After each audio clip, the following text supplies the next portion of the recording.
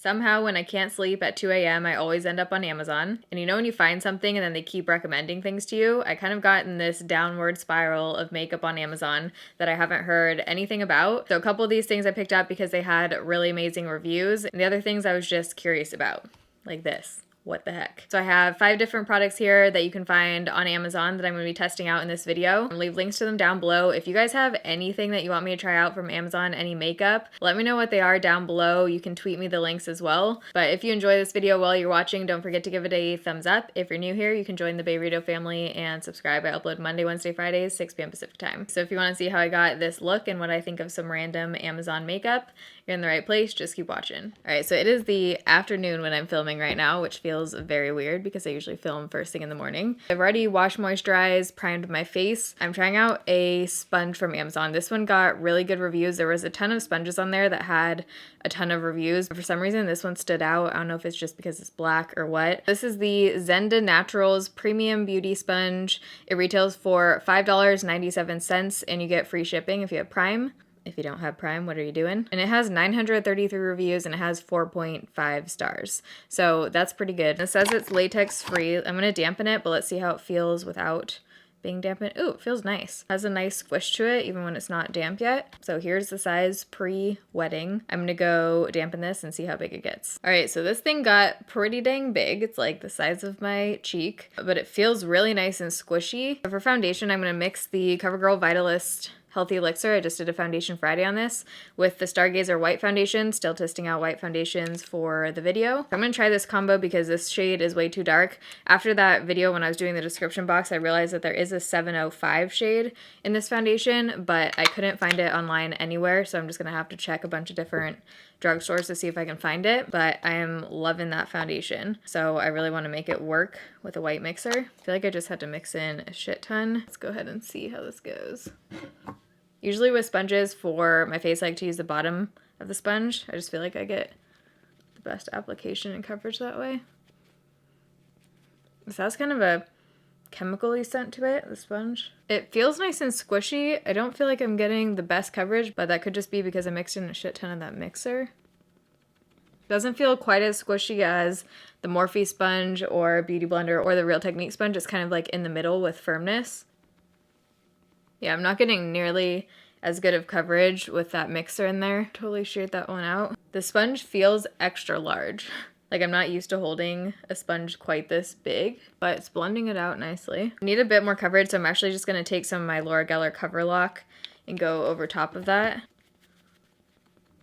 Alright, so I like how this sponge is applying the Laura Geller foundation. I think I still prefer my Morphe and Real Technique sponges just because this one is so big. It's a little bit awkward. I feel like I'm pouncing like a clown nose on my face or something. I've been enjoying the BH Cosmetics Studio Pro Concealer, which I also tried out in a recent video. Let's try and use the sponge to blend this out and just see how it goes. I usually don't like sponges for my concealer, so I might be switching to a brush, but might as well try it if it's here. But I just love that this one feels really moisturizing when it first goes on, but then it sets. Kind of like a combo of the Tarte Shape Tape with the Urban Decay Naked Skin Concealer. Feels like the Naked when it goes on, but then it kind of dries down and sets like the Tarte Shape Tape does. A little bit large and in charge to blend out your under eye concealer with this sponge, but it's working. Priming my eyelids with some MAC Paint Pot. I have noticed that if you don't set this concealer right away, it will crease. So I'm going to go in with this product, which I am so curious about. I also have the blush little thing that we're going to try out, but this has a white shade in here, and it says white for brightening skin color at T-zone and chin center, but I'm going to use that under my eyes as well. Basically just multi-function powders with a bunch of different shades. I think I'm also going to try one of the bottom shades to contour. This thing has 4 stars, 107 reviews, and retails for $11.99 free shipping, and it's the You Can Be Contouring Kit Face Powder blah blah blah. Long ass name. So I'm just going to take this top one, maybe a combo of the top and second lightest one, if I can open it. Jeez Louise. The second lightest one I feel like I could almost use as a face powder, but I might mix that one with the white powder on top right here. I'm just going to start out with the white one, and if it's too light, I can always darken it. Ooh, feels super soft. And it's not making my under eyes look dry or anything. You guys know I have a weird thing with my under eyes and powders. There's like very few powders I can use under there that don't give me weird texture and take away the coverage. And this one doesn't seem to be doing that. I wouldn't say it's quite as light as the Stargazer pressed powder. That one's more of a white. This one's kind of like a, it does have a white tint to it. You can see it on my finger. But when you blend it in, it kind of just goes into more of like a translucent with a little bit of a tint versus the Stargazer pressed powder, which is a white powder. But I like how that's looking. It brightened up under there a little bit and it just feels super freaking baby butt soft. Before I go back in with this thing, I'm just gonna plop my eyebrows on really quick. Ooh, inhaling some powder. I didn't pick up any brow products off of Amazon, so I'm just using my normal 2 products, which will be linked down below. Does this thing have a mirror on it? Ooh, it does. Interesting holding this thing. The brows are on. I'm trying to decide if I want to use this thing as an all-over face powder. I feel like I should. I want to try it. So here's what the second shade looks like. Let's see what the third one down looks like. They're a little bit tricky to open. Whoa. This third one has a glitter in it. So if you're going for a Twilight vibe, maybe that's supposed to be a highlighting shade. The fourth one down does not have glitter, so I think this is like a face powder. Yeah, it looks too dark. Ooh, that one looks like it could be a nice contour shade. So I'm gonna go in with the second shade, just using my For Less CB4 brush. Yeah, these feel super soft, and they don't have that powdery kind of look to them. Almost looks like a translucent powder, that effect. I don't know if I want to do my forehead just because I like the way my forehead is looking right now. I don't want it super matte. So I think I'm just going to stick to that. I definitely want to try this thing to contour. So I'm going to use that bottom shade. And on the very bottom, you actually don't get a shade. It's just the little sponge guy chilling in there. Going in with my Wet n Wild contour brush. I have no idea how pigmented this is. So let's just try. So I feel like that looks quite different than it does in the pan. In the pan, it looks very cool toned, and on it's looking pretty warm. It's blending out though. Like, I like the consistency of these powders. They're pretty buttery and not super difficult to blend out. My skin tone, the shade of this one is more like a warm kind of bronzer. I mean, it's pretty though. I might bring a little bit of this up to the temples. I don't usually bronze my temples. Now that it's blended out, I actually don't mind the shade. It's just warmer than I expected, but I think it totally works. So I'm really curious about the blusher thing. I think I'm going to use these as eyeshadows as well. It says these are waterproof. This retails for $11.99 free shipping. This one has 94 ratings with 4 stars. So, whoa. That one is like a neon pink.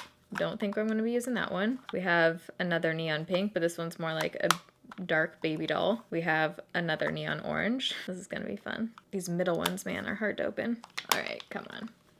Woo! Whoops. Just totally dug my nail into that one. This color looks really pretty. I might go in with that one. Got it open with tweezers, so we have another kind of fuchsia blush there. So I'm definitely thinking I want to go in with this one that I dug my nail into. It looks like that picked up quite a bit of product. I just tapped my brush in once. Yeah. Very pigmented. I think I would pass on the blush stack just because I feel like there's not enough colors in here that are actually super wearable. And then the one that is very, very pigmented. You can make it work. I just feel like there are better blush formulas out there. It's actually kind of good that this thing was more of a bronzer than a contour because I just realized I got this brush to try out, which I'm super curious about. First of all, I love the packaging on this. And people are basically saying that this is like a dupe for the NARS Ita brush. And look at this thing. This looks like a rainbow unicorn brush. Very light. So this one is the Dew Color Professional Kabuki Flat Contouring Brush. Retails for $8.99 and free shipping, and it has 4.5 stars with 94 ratings. So I'm gonna try it with my Physicians Formula contour palette, the middle shade right there. Normally I would contour first, but that's okay. Do what you gotta do. This is very large, as you can see. I can't really see anything on there. Let's see. Super soft. Whoa. It's actually very, very soft. And I feel like this has actually just the right amount of firmness where you can get that line, but you can also blend upwards so it's not a super stark line. Ooh, I'm liking that. This one I am really liking. I feel like you get a really nice contour, but it's just easy. Rainbow Unicorn brush is a win in my book. So I'm gonna try out the stacks as eyeshadows as well. A lot of the times I use my same contour products and bronzer products for eyeshadows. So I'm gonna go in with that bottom shade that we used as a bronzer contour. Just put that right into the crease. I'm just gonna do a really simple, basic kind of eye look today. This blends out really easily as eyeshadow as well. I'm gonna take that kind of glittery shade and just see what happens when I put it on my lid. Whipping out the tweezers. There's something with the packaging, the middle shades in here, you cannot get open with your fingers. I'm just gonna put that right on the lid.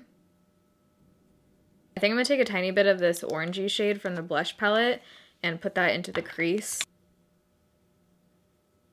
Yeah, I feel like these blushes are more like eyeshadows. That's how pigmented they are. But looks pretty as eyeshadow. I'm gonna blend the bottom shade down on the lower lash line again. Yeah, I'm feeling that shade. All right, so this is the Key Eyeliner Pen, made in New Jersey, USA. So this is a precise liquid eyeliner pen, retails for $4.99 with free shipping. This one has 184 reviews with 3.5 stars. So not amazing, but we'll try it out. I'm technically not supposed to really wear eyeliner since I have lash extensions on right now, but do it for YouTube. So it has a really short tip to it. Looks like it has a nice fine point, but it's very short. Mirror's just gonna have to be in frame for a sec. Oh, we didn't do a highlight. We'll do that after. So I'm gonna attempt to do a wing with this. With the lash extensions, wings are hard to do, period. So we'll see how this goes. This one I would say is not bad, but not good. It's kind of one of those that if you go over the line, it kind of removes the product. I do like the tip on here. It was easy to get the fine point, but it feels a little bit rough. Doesn't glide on. You kind of have to turn it on its side to get the super black color out. And the lashes are coming off, folks. Definitely not the worst liquid liner I've tried. There's just something about it that I'm not that into. I think it's just the way that it feels on your eye. It kind of just tugs and doesn't glide on the smoothest. For highlight, I'm going to use the Carly Bible palette again, but I want to try mixing these two shades right here. This one's more of like a peach highlight, and here's a white, so I'm going to mix those. Can't find my usual Wet n Wild Mega Length for the bottom lashes right now, so I'm just going to use my Catrice Glam & Doll. I didn't get any lip products off of Amazon yet, so I'm going to do the Pure Obey liquid lipstick.